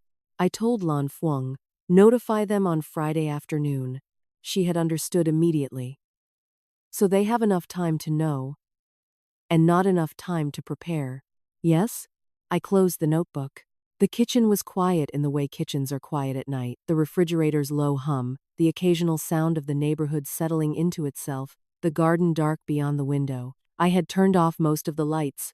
Just the small lamp on the counter, the one Edward had bought because I had said once, years ago, that the overhead light was too harsh for evenings. He had gone out the next day and come back with the lamp. I thought about Diane receiving the notification on Friday afternoon. I tried to imagine her face. I found I could not hold the image, not because I didn't know her face, but because the face I kept seeing was the one from the photograph in the box upstairs, the 12-year-old, squinting into the sun on a bridge, the girl who had drawn our family with a mango tree as the 4th member. That was not the face I would see on Saturday. I understood this. I held it, without looking away from it. What she had signed her name to was not something I could undo for her. It was hers. She had made it hers with her own hand, her own pen, her own careful signature. Whatever consequences followed from Thursday's filing and Saturday's appointment and the investigation that would proceed on its own machinery from there, those were hers as well. I was not doing this to Diane. She had done it to herself. I blew out the lamp and sat for a moment in the dark kitchen. The altar shelf in the front room was just visible through the doorway, a faint suggestion of shape in the ambient light from the street. Edward's photograph, the incense holders, the small offering plate I refreshed every morning with whatever fruit was ripe in the garden. Tomorrow I would wake up, burn the incense, water the mango tree, make tea. The day after, Lan Fuang would walk into a government office with a folder of documents and file them with the same quiet efficiency she brought to everything. Friday, Diane would read a notification on her phone, and I would not be there to see her face. And Saturday, I would put the tin box in my bag, take the bus to the land registry office, sit across from a government official, and place a 41-year-old piece of paper on a desk. Simple. Orderly. One solid thing at a time. I went upstairs. At the top of the stairs, in the reading corner Edward had built without being asked, I paused. Ran my hand along the edge of the wooden bench. The fabric of the cushion, dark green, worn slightly at the corner from years of use. He had paid attention. He had always paid attention. So had I. I went to bed. Outside, the city did its nighttime things, traffic thinning, voices drifting up from the street below, a dog somewhere in the neighborhood finding something worth announcing. The ordinary sounds of a world that did not know what was about to happen inside it. By Saturday, it would know. The land registry office opened at 8 o'clock on Saturday morning. I arrived at 7:55. Lan Fuang was already there, standing outside the main entrance with her briefcase and her gray coat, her hair pulled back the way she wore it when she was working. She looked at me when I came up the steps and said nothing, just nodded once, which was exactly the right thing. I was wearing my best indigo au dye, the same one I had worn the first day, when Kevin had told the notary I was too old to understand these things. I had pressed it the night before, hung it on the back of the door, laid out my good shoes on the floor beneath it. Small ceremonies matter. Edward had taught me that. The tin box was in my bag. I could feel the weight of it against my side. We went inside. The registry official assigned to our case was a woman named Mrs. Hahn, somewhere in her late 40s, with reading glasses on a chain around her neck, and the specific patience of someone who had spent 2 decades processing paperwork that represented the most important things in people's lives. She stood when we entered, shook Lan Fuang's hand, then mine. Her handshake was firm and her eyes were direct. I appreciated both. "The other parties have been notified," she said to Lan Fuang. They indicated they would attend. Lan Fuang set her briefcase on the chair and opened it. Good. We had 12 minutes before 9 o'clock, when the appointment was formally scheduled. Mrs. Hahn showed us to a conference room rectangular table, 6 chairs, a window overlooking a small interior courtyard, where a single tree grew through a gap in the paving stones. The kind of room where things were made official. I sat down, put my bag on the table beside me, did not take out the tin. Not yet. They arrived at 9:03. I heard them before I saw them, Kevin's shoes on the tile floor, that particular deliberate stride. Then the door opened and he came in, Diane behind him, and a man I didn't recognize who carried a briefcase and wore the expression of a lawyer who had been called on a Friday afternoon and told to show up Saturday morning for something he hadn't been given enough information about. Kevin saw me and stopped. Just briefly, 1 second, maybe less, the duration of a person recalibrating. Then the professional composure returned, the pleasant neutrality, and he moved to the other side of the table and pulled out a chair and sat down as if this were routine. As if he were accustomed to sitting across from me in official rooms. Diane sat beside him. She did not look at me. She had not looked at me since she came through the door. She was looking at the table, at the space of it between us, and I recognized the fixed gaze, the particular way she held her head when she was containing something. Their lawyer sat at the end of the table and opened his briefcase and produced documents I didn't look at. Mrs. Hahn sat at the head of the table and introduced herself formally for the record, stated the case reference number, explained the nature of the proceeding, a review of a contested property transfer, administrative suspension pending investigation, presence of original documentation to be examined by the registry office in support of the fraud complaint filed Thursday. Kevin's lawyer said something about the complaint being premature and the documentation being insufficient. He said it in the rehearsed way of someone who had been given a position and instructed to maintain it. Lan Fuang said, "We have the original deed." The room changed. Not dramatically. Nothing moved. No one stood up. No voice was raised. But the quality of the air in the room changed the way air changes in a classroom when a student who has been performing confidence suddenly understands that the teacher has already read the work. Kevin's lawyer said, "What original deed?" I reached into my bag. I took out the tin. I set it on the table. It made a small sound when it touched the table's surface. Green painted metal with flowers. The kind that used to hold sesame candy. Old. Ordinary. The kind of thing you would find in any grandmother's house, in any bedside drawer, behind a watch and a rosary and a folded handkerchief. Kevin looked at it. I have thought about that look often, in the days since. What was in it? He was a man who assessed things for a living, who looked at properties, and calculated their value and moved on, but that look lasted longer than his assessments usually did. It lasted long enough that it told me something. He had gone through Edward's filing cabinet. He had replaced the deed in the property drawer. He had been thorough and he had been careful, and somewhere in his careful thoroughness he had missed the fact that Edward kept 2 copies of the most important thing. He had missed the tin. I opened it.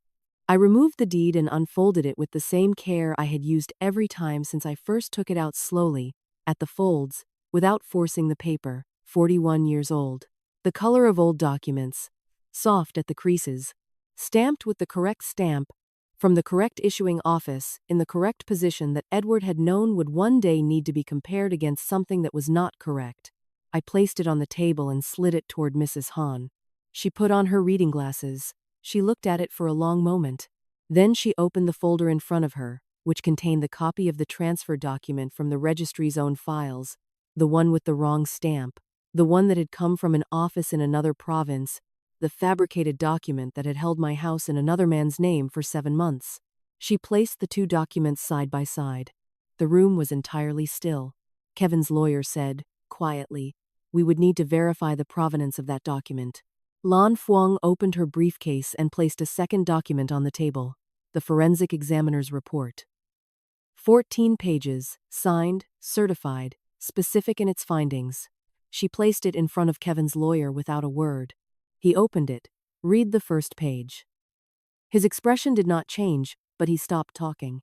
Diane made a sound. Very small. Not a word. The sound a person makes when something they have been holding on to releases all at once. I looked at my daughter. She was looking at the tin, not at the deed, not at the report, not at the registry official or the lawyer or the window. At the tin, the painted flowers on the lid. And on her face was something I had not expected to see, not the calculating composure she had worn on Saturday, not the managed emotion of the daughter performing concern. Something much older than any of that. Recognition. She knew the tin.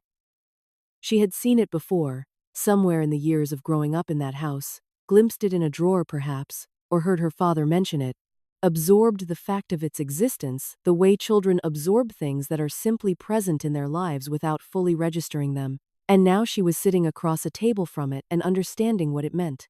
Mrs. Han set down both documents and removed her reading glasses and looked at Kevin. "Mr. Lamb," she said, "the stamp on the transfer document does not match the stamp on the original deed. The forensic report supports this finding.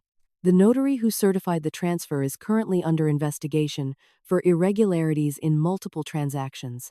And we have a signed co-borrower agreement obtained under the same fraudulent transfer." She paused. "I'm going to ask you directly. Did you have legal authorization from the registered owner to effect this transfer?" Kevin said nothing. His lawyer put a hand on his arm.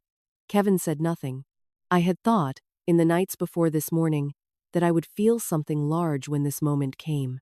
Anger, or satisfaction, or some release of the pressure that had been building since the morning I stood at the mailbox reading a letter addressed to someone who was not me.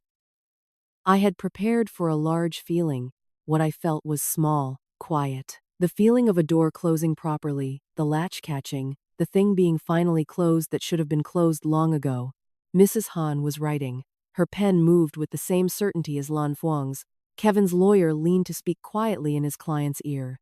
Kevin sat with his hands flat on the table, looking at them. Not at me, not at the tin, not at the documents that had just taken apart everything he had built in 7 months of careful, patient fraud.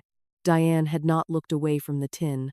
I wanted to say something to her. I sat with that for a moment, with the specific want of it, the reflex of a mother who has never once in 40 years been in a room with her daughter, and had nothing to say to her. But this was not a room for that. This was a room for the thing we were here to do, and the thing we were here to do was almost done. Kevin had told a notary I was too old to understand these things. I looked at him across the table, his hands still flat, his face turned down, the confident posture entirely gone, not gradually but completely. The way things collapse when the structure beneath them was never real. He had been wrong about what I understood.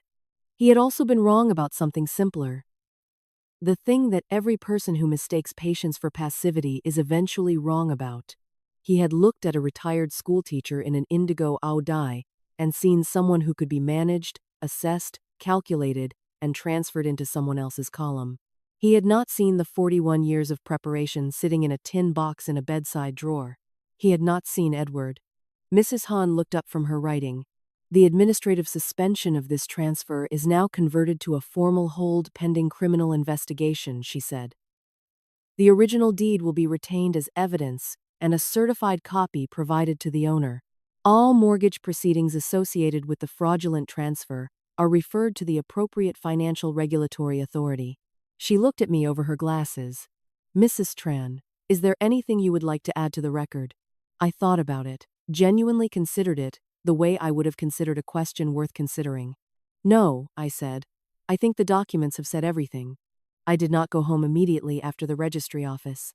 Lan Fuang walked me to a small cafe 2 streets away. the kind of place with plastic chairs and condensation on the windows and tea that came in a glass with a metal holder. We sat across from each other and ordered nothing for a few minutes, just sat with the morning's weight settling around us the way things settle when the work is done and the adrenaline that has been sustaining you begins, quietly, to leave. She paid for the tea when it came. Il est here. The prosecutor's office will move quickly, she said. The notary fraud is clean. They have 3 other cases from the same notary, and yours has the best documentation of any of them. The examiner's report alone would be sufficient, but you also have the original deed, you have the timeline, you have the co-borrower agreement under Diane's signature. She paused. They like cases where the evidence does most of the talking. I thought about the document examiner's report. 14 pages, 6 specific points of comparison, language so precise it left no room for interpretation. 30 years of red pen, 30 years of writing the same letters the same way, until the way was fixed and final and entirely mine. Kevin had forged my signature with samples. Whatever samples he had managed to obtain, letters, perhaps forms I had signed during their visits, the kind of administrative paperwork that passes through a household without anyone paying much attention to it. He had practiced from those samples, and he had done it well enough to pass a compromised notary in a district office that was not looking carefully. But he had not had 30 years of student comment books. He had not had the volume of it, the consistency across decades, across different pens and different papers and different temperatures and different states of mind, the signature that remained the same through grief and exhaustion and ordinary Tuesday mornings. That kind of consistency cannot be replicated from a few samples. It can only be built over time, by a person who is, in fact, the person they claim to be. What happens to them now, I said. Lan Fuang wrapped both hands around her glass. Kevin will be contacted by the prosecutor's office within the week. He'll be asked to come in voluntarily for questioning. If he refuses or attempts to leave the country, there are mechanisms. She said it simply, without drama. Diane is more complicated. Her signature on the co-borrower agreement was her own, which means she participated knowingly, but the degree of her participation versus his will be a matter for the investigation to establish. She may be able to argue she was acting under his direction. She may not. I said nothing. That's not your determination to make, Lan Fuang said, gently but directly. The investigation will make it. Your role in that part is already complete. You've submitted the evidence. What the prosecutor's office does with Diane's portion of it is outside your hands. I knew this. I had known it since Monday in the conference room, since I had looked at Diane's signature on the co-borrower agreement, and understood that the line she had crossed was one she had crossed herself, without being forged across it. I finished my tea. We said goodbye outside the cafe, in the thin December light, and Lan Fuang put her hand briefly on my arm before she walked to her car, the kind of gesture that doesn't need words because the words are already understood.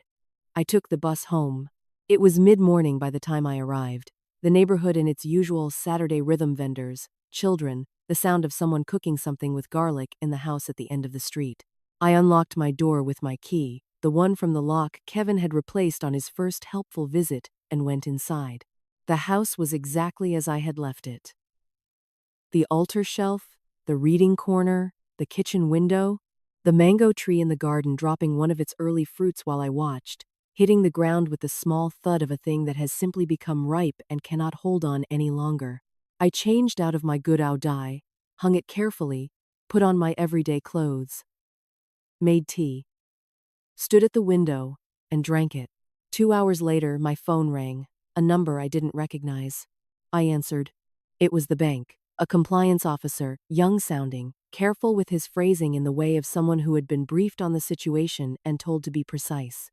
He confirmed that the mortgage account associated with the property had been placed on administrative hold following notification from the Financial Regulatory Authority. He confirmed that no further disbursements from the mortgage account would be released pending the outcome of the investigation. He asked me to confirm my identity, which I did, and asked whether I had legal representation, which I confirmed, and provided Lan Fuang's contact information. He thanked me and hung up. I stood in the kitchen holding the phone. Kevin had been approved for a mortgage larger than the value of my house. I did not yet know how much of that money he had already accessed before the hold was placed. That would be part of the investigation. But I knew from the timeline Lan Fuang had reconstructed approval 6 weeks ago, first payment due within 30 days, the question of whether that payment had been made, that whatever he had drawn from the account had been drawn quickly. That was the nature of someone who borrows against something they know doesn't belong to them. You move fast. You take what you can before the window closes.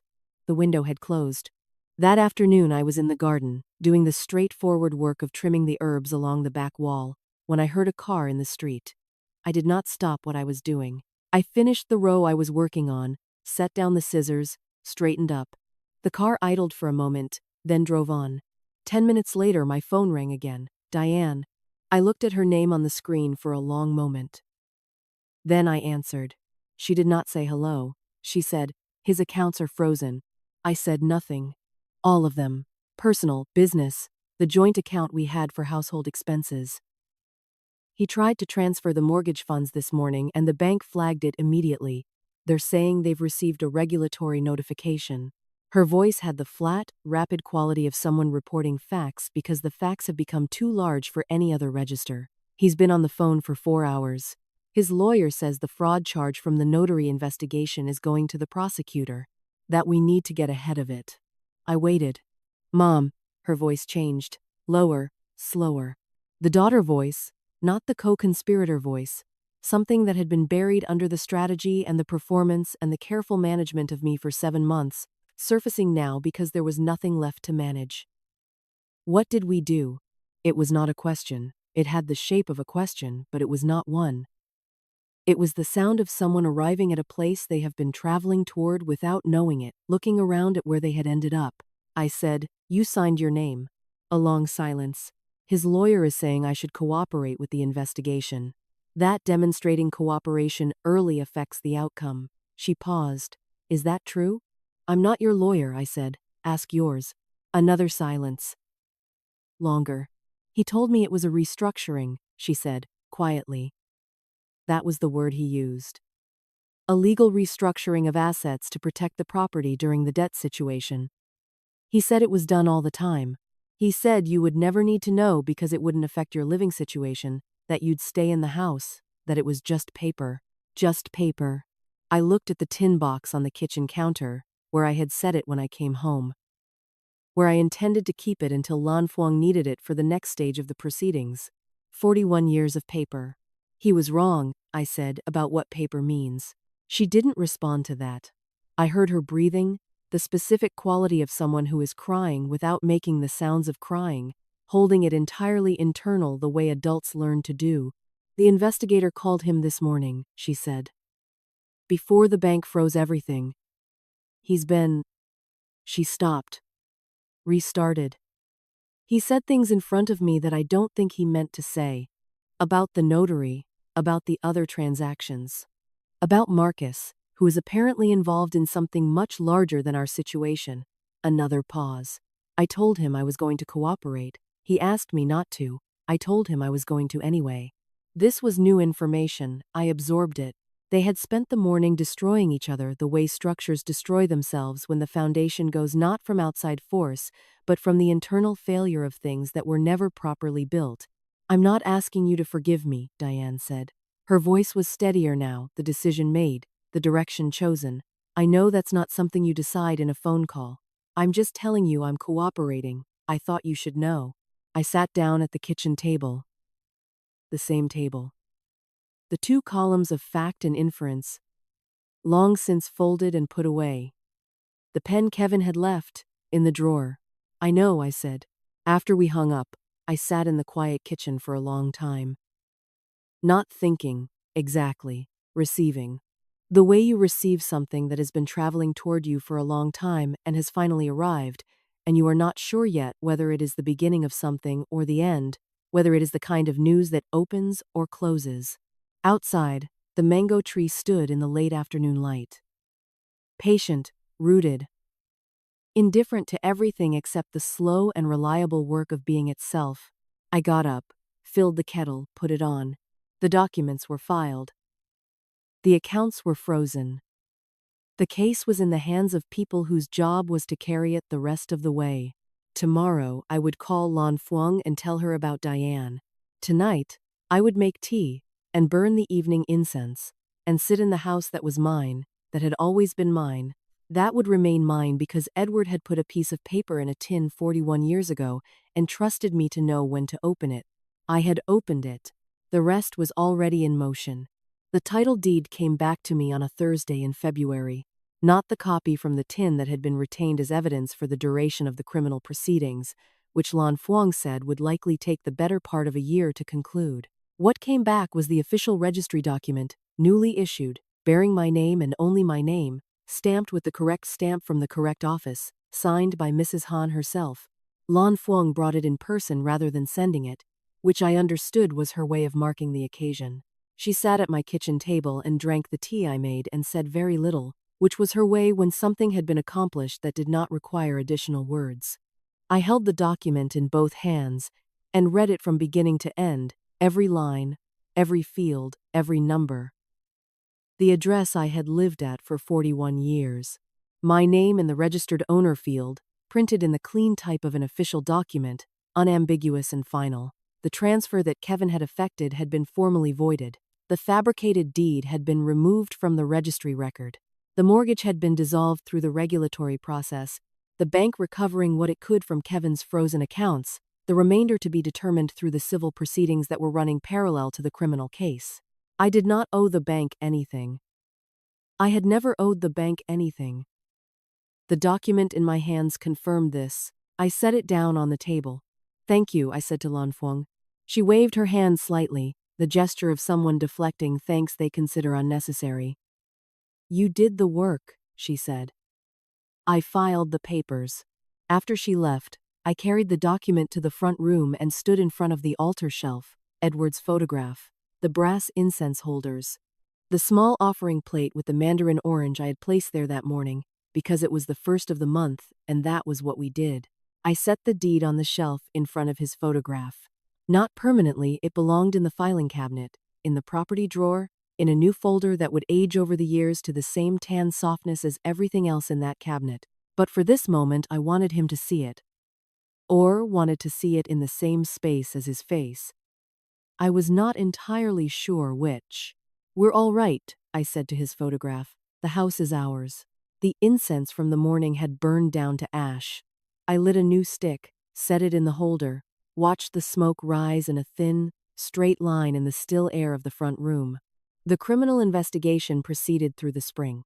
I was interviewed twice by the prosecutor's office, both times at Lan Fuang's office with her present, both times in sessions that lasted less than 2 hours because the evidence was sufficient and my account was consistent, and there was very little left for me to establish that the documents hadn't already established.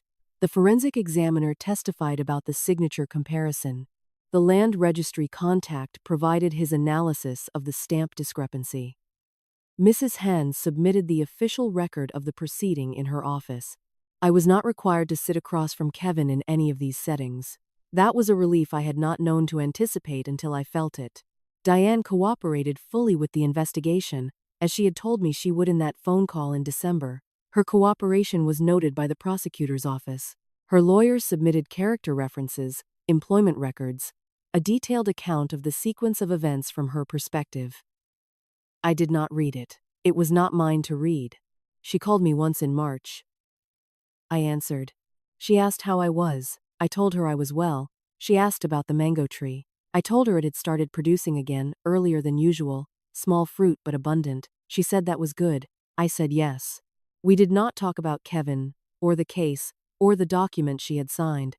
We talked for 11 minutes about small things, the tree, the weather, a former student of mine she had remembered from childhood, a girl who had grown up to be a doctor. Ordinary things. The kind of things you say when you are standing at the edge of a distance that exists between you and testing. Very carefully. Whether the ground might eventually support something. 11 minutes. I held that like something fragile. Not hope, not yet. Something smaller and more cautious than hope. The acknowledgement that 11 minutes was possible, when for a while I had not been certain that any minutes were. In April, I began teaching again. Not formally, I was retired. I had been retired for 6 years. And there was nothing that would bring me back to a classroom full of 38-year-olds, though I would not have been opposed to it on principle. A neighbor's granddaughter, 12 years old, was struggling with reading comprehension. Her mother asked if I might spend an hour with her twice a week. I said yes. The girl was named Lynn. She was quiet and serious and suspicious of adults who talked too much, which I found immediately promising. She sat at my kitchen table with her textbook and read aloud in a voice she kept small until she understood I was not going to interrupt or correct every small stumble, at which point her voice grew larger and her pace steadied, and within 3 weeks, she was reading with the kind of attention that meant she was actually following the story rather than performing the sounds of it. I gave her a red pen at the end of April. My own kind, the kind I had bought from the same stationery shop for 30 years. She looked at it. Looked at me. For your own work, I said. Not for correcting other people. For marking the things that matter to you when you read. So, you remember what you noticed. She took it with both hands, the way children take things they understand are serious. I thought about Edward watching from the kitchen window while I stood at that table with a girl and a red pen. I thought about the reading corner at the top of the stairs, the green cushion worn at the corner from 41 years of use. I thought about the things that remain after everything else has been stripped away, the physical record of a life lived with attention, the furniture of a marriage, the habits that persist because they were built on something true. In May, I filed the new deed in the property drawer. I bought a new folder for it. Same brand as the others, the kind that would age over the years to the same soft tan as the folders Edward had filled and labeled in his careful handwriting. I labeled this one myself, Property Original Deed Restored. My handwriting is different from his, rounder, with a slight backward lean, 50 years of the same hand. I put it in the drawer, second from the bottom, where it had always been. Closed the drawer. Stood in the study for a moment, looking at the filing cabinet, at the drafting table Edward had kept in the corner and which I had never moved, at the window that faced the garden where the mango tree was doing its May work, leaves dense and dark green in the early summer heat. He had built this room so that he could sit in it and see the thing he had grown.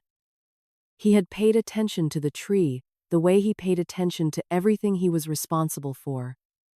He had talked to it. He had believed, without embarrassment, that attention was a form of care, that things flourished when you stayed present to them. The house had not flourished when I stopped paying attention. It had been taken, quietly, by people who had learned to read my inattention as permission.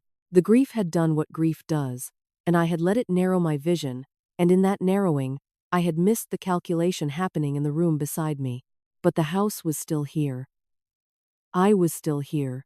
And the thing that had survived, the thing that had made the difference between losing everything and recovering it, was a piece of paper that Edward had put in a tin box 41 years ago because he understood, in the way he understood everything important, that attention paid in advance is the deepest form of love. I went downstairs and stood at the kitchen window and looked at the mango tree. It was a good year for the fruit. Heavy clusters of it, still green, weeks from ripening but committed to it, the weight of potential pulling the branches into long, graceful curves. Bamboo bends to survive the storm. And when the storm has passed, it does not announce its recovery. It does not make a ceremony of standing upright again. It simply stands in the same place it has always stood, as if the bending were the most natural thing in the world, and the standing afterward were just what comes next. I had bent, as far as the wind needed me to bend. Now I stood in my kitchen, in my house, with my name on the deed in the drawer upstairs and a 12-year-old girl coming on Tuesday with her serious face and her new red pen, and the mango tree doing in the garden exactly what it had always done. My mother used to say, "Still water runs deepest." I had spent 68 years learning what she meant. Not that quiet people have nothing inside them. Not that patience is the same as passivity, or that the ones who do not speak are waiting to be spoken for. Still, water runs deepest because depth is not about movement. Because the truest and most permanent things do not announce themselves. Because what Edward put in that tin box was not loud, was not visible, made no noise at all for 41 years, and when the moment came, it was the only thing that mattered. I turned from the window, lit the morning incense, watched the smoke rise, straight and steady in the still air. The house held it, the way it had always held everything, the grief and the years and the ordinary days and the ones that were not ordinary at all. Still and deep. To every mother who has been called too old to understand, too quiet to matter, too soft to fight back, they were wrong about you. The ones who underestimate still water have never seen how deep it runs, and they never see what's coming until it's already arrived. If this story moved you, please give it a like and subscribe to the channel. It's the best way to help these stories reach the people who need to hear them most. In the comments below, I'd love to know, if you were in Miriam's place, what would have been the hardest moment: discovering the betrayal or choosing to stay silent long enough to win?